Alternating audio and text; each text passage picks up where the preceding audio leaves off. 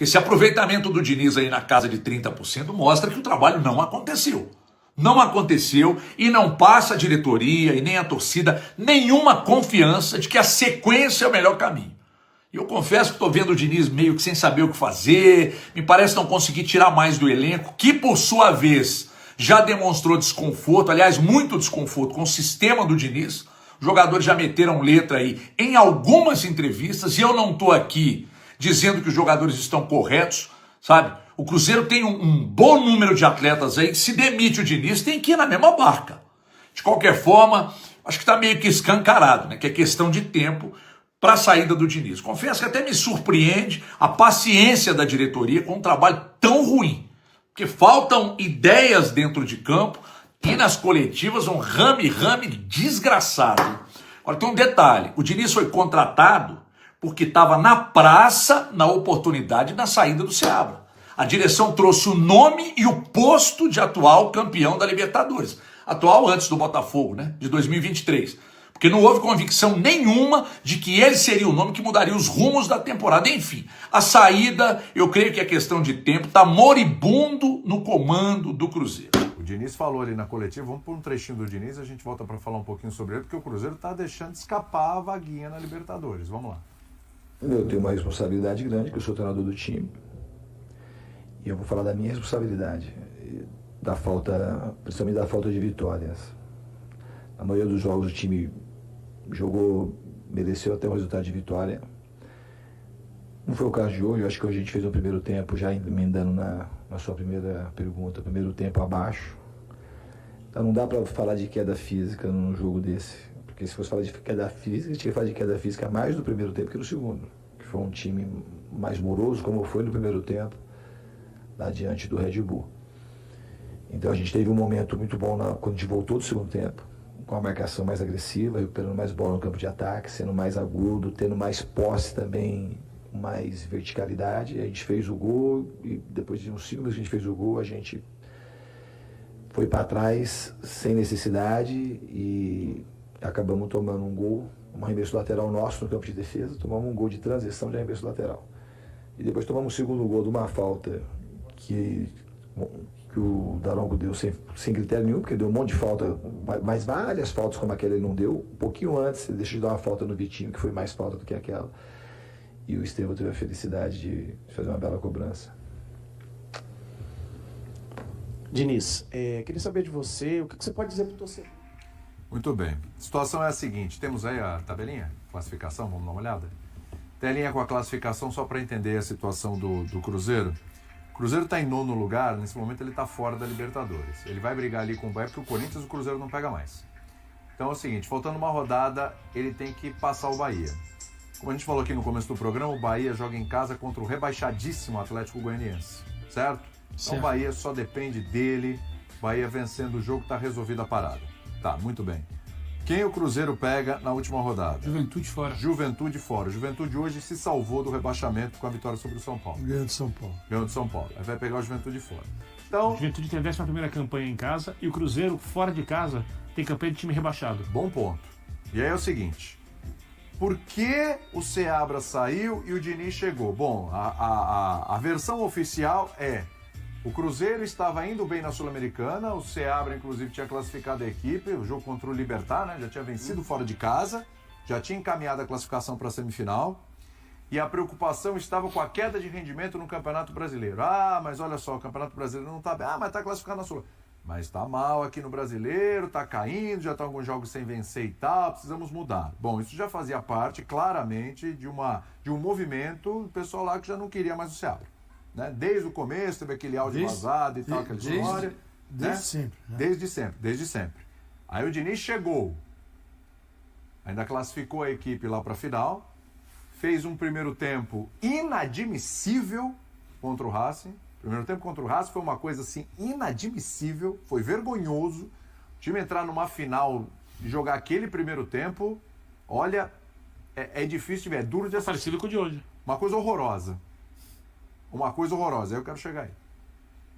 E no Campeonato Brasileiro, ele tem uma vitória na Sul-Americana contra o Lanús.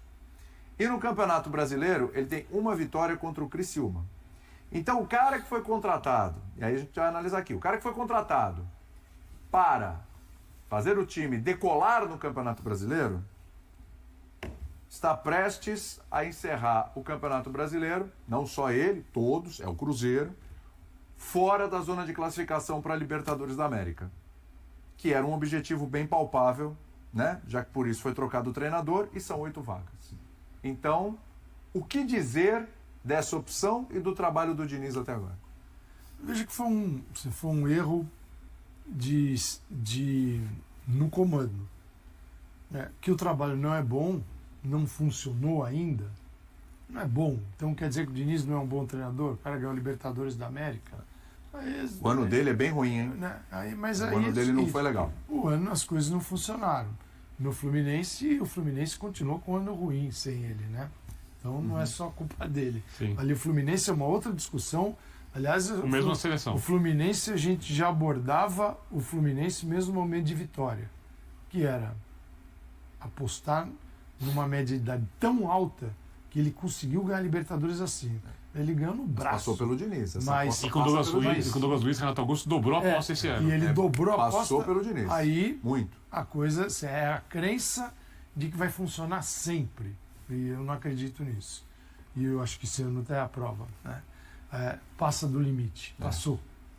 E aí ele vai para o Cruzeiro, quer dizer, um treinador que conquistou a Libertadores da América. Quando assume o novo grupo, pega do Ronaldo do Cruzeiro, o sonho é grande. Vamos contratar o Dudu, vamos pegar esse, aquele, vai pro mercado, contrata.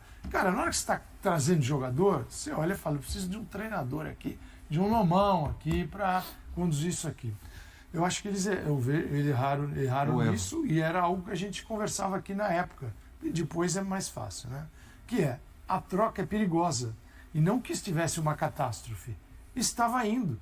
O trabalho do Seabra, o Seabra fez o trabalho mais importante, que foi antes das contratações, antes do dinheiro chegar, ele conseguiu preparar o Cruzeiro para receber os novos nomes. Só que ele, por uma questão óbvia de lógica do futebol e do vestiário, ele não podia simplesmente arrancar do time aqueles jogadores que conduziram o Cruzeiro a uma boa posição na tabela só porque novos nomes chegaram. Sim. Essa transição, como ele conseguiu o resultado, ela tinha que ser feita diferente. E não só sai essa galera e entra essa nova aqui. Aí os caras resolveram mudar. E teve o áudio, Assim, né? O áudio do presidente. Isso, aquele né? áudio. Você Mostra... soma o áudio com a decisão, Calçade. Para mim, o resumo só assinando embaixo tudo que o Calçade disse, a direção do Cruzeiro merece. A torcida não, coitada. A torcida não tem nada a ver com isso. Mas, assim, quem paga o pato. A direção do Cruzeiro merece que o time fique fora da Libertadores. Merece esse final de ano melancólico. Porque foi inacreditável a maneira como as decisões são tomadas, as motivações pelas quais as decisões... Só para falar do Cruzeiro. O Cruzeiro está assim, na fronteira de uma SAF maravilhosa para uma SAF com problemas. A SAF maravilhosa é o seguinte, é o lado bom da coisa. Tem um dono que não precisa ficar mais rico com o Cruzeiro. Ele já é rico. Podre de rico. Então ele não precisa ficar mais rico.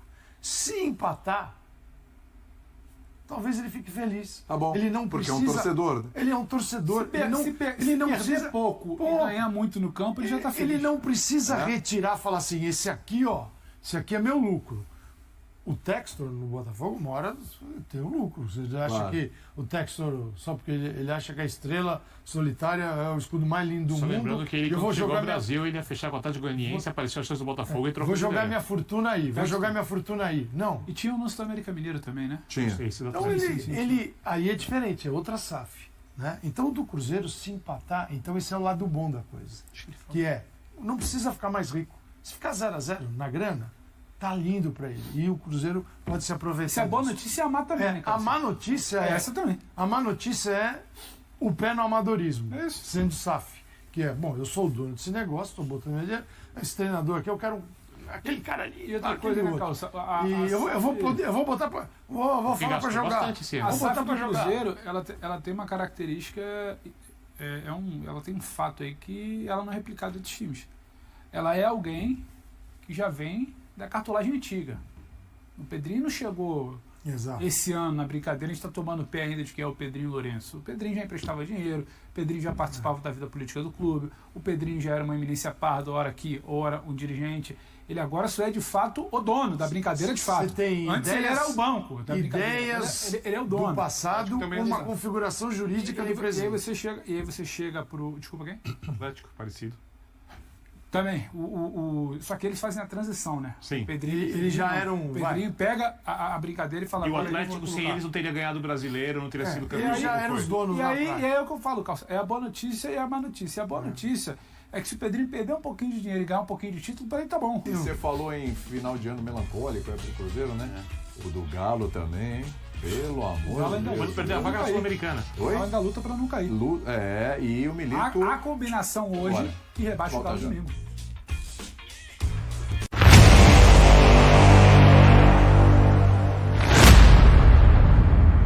O Cruzeiro terá que pagar caro pelo uso de sinalizadores na partida contra o Lanús. A Conmebol puniu o clube com o jogo de portões fechados e uma multa de $157 mil, o equivalente a quase R$1 milhão.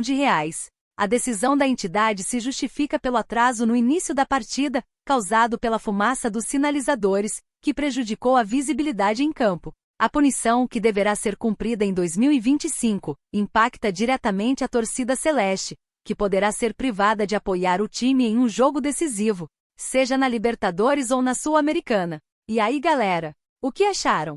Deixe nos comentários. Não se esqueçam de deixar o like e de se inscreverem no canal e ativar o sininho para receber as notificações. Até mais, Nação Celeste! Vamos pra frente!